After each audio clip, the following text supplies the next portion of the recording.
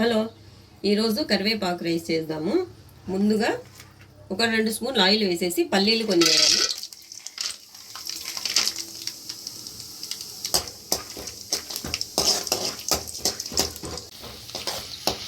పల్లీలు వేగినాక పోపు దినుసులు వేసుకోవాలి. జీలకర్ర, ఆవాలు, శనగపప్పు, మినపప్పు. ఇది కొద్దిగా వేగినాక ఒక 4 పచ్చిమిర్చి వేయాలి.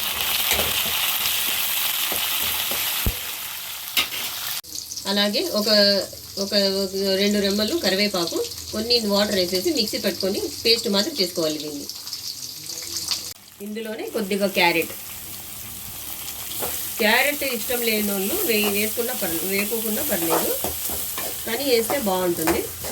తర్వాత మనం పేస్ట్ వేసి పెట్టుకున్నాం కదా కరివేపాకు, ఆ పేస్ట్ వేసేసి ఇందులోనే కొద్దిగా ఉప్పు,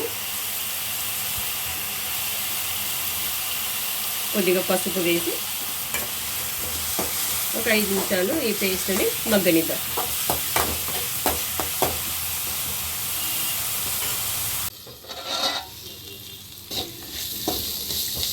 పేస్ట్ అయితే బాగా మగ్గిపోయింది కదా.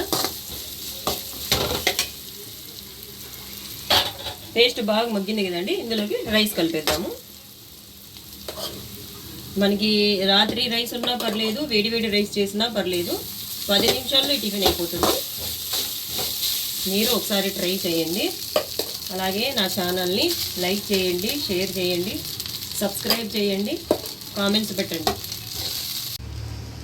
అంతేనండి. చివరిలో ఒక అర్ధము నిమ్మకాయ రసం పిండేసి ఇందులో వేసేయాలి.